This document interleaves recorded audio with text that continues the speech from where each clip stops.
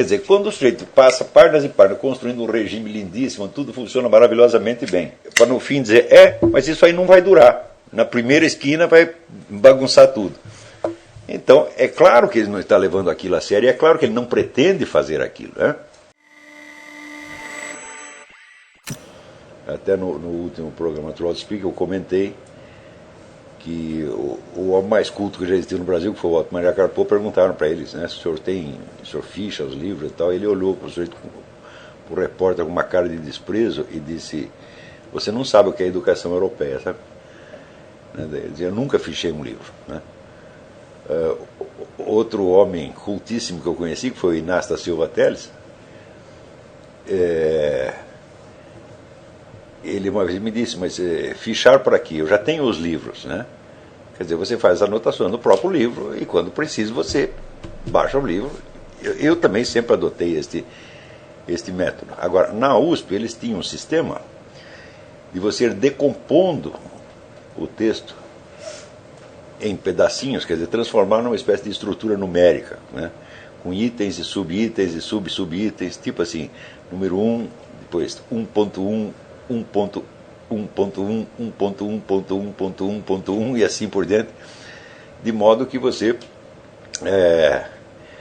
a partir daí você identificava, segundo eles, né, as estruturas maiores do livro e as subestruturas dentro.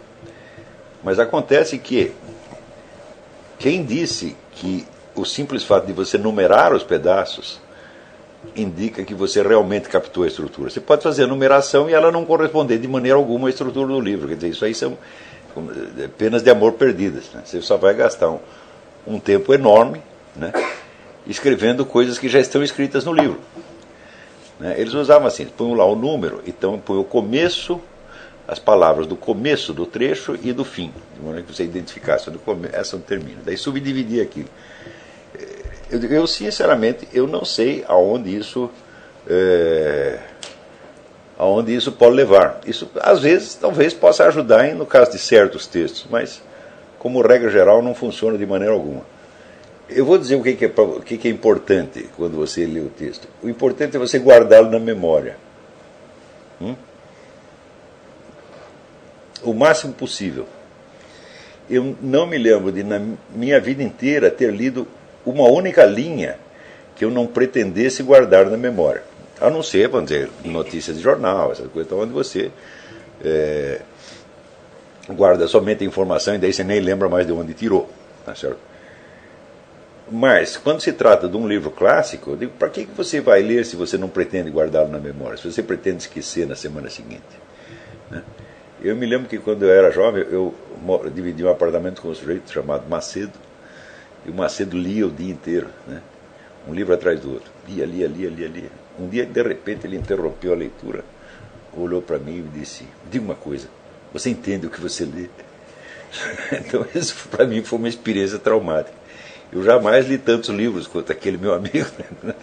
Mas eu só li com a firme disposição de entender tudo e de guardar na memória pelo menos aquilo que fosse realmente importante para outras leituras, para outros estudos que eu fizesse depois.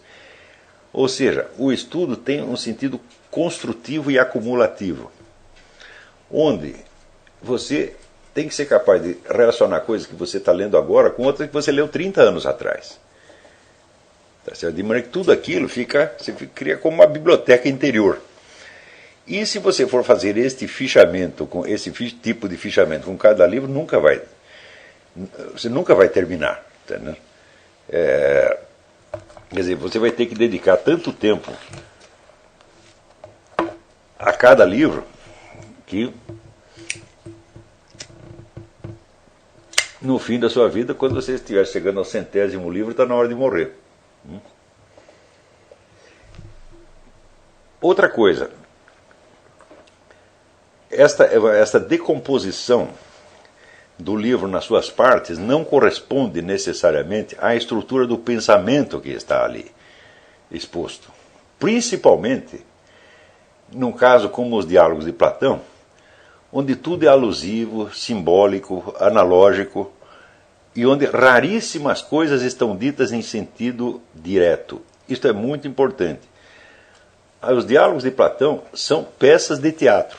Elas podem ser representadas no palco. Você coloca lá um sujeito representa Sócrates, outro representa Alcibíades, outro representa Protágoras, e assim por diante. Né? E quer dizer, a força literária do texto não permite que você interprete jamais somente em sentido literal raso. Sempre tem uma segunda intenção, sempre tem uma ironia. Né? Por exemplo, a República inteira é uma ironia. Quando nós lemos a República mais tarde, vocês vão reparar isso aí. Quer dizer, nada ali está dito de modo sério. Não, nós temos que fazer um regime assim, assim, assim. Agora, ao longo dos tempos, quantas pessoas não leram aquele livro como se fosse uma proposta política, como se fosse um projeto de um regime utópico? Até o século XX, Sir Karl Popper leu exatamente assim.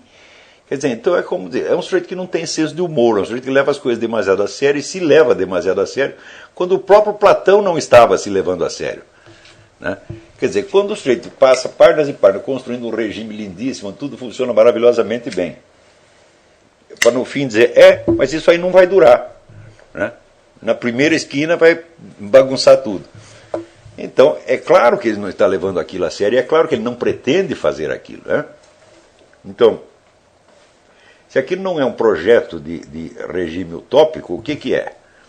Aquilo é uma especulação em torno dos critérios de julgamento da sociedade humana. Né? Ou seja, está tentando criar, vamos dizer, um padrão de perfeição hipotética contra o qual as sociedades pudessem ser examinadas, como assim uma substância para fazer contraste. Tá certo? E esse padrão de perfeição é propositadamente inalcançável.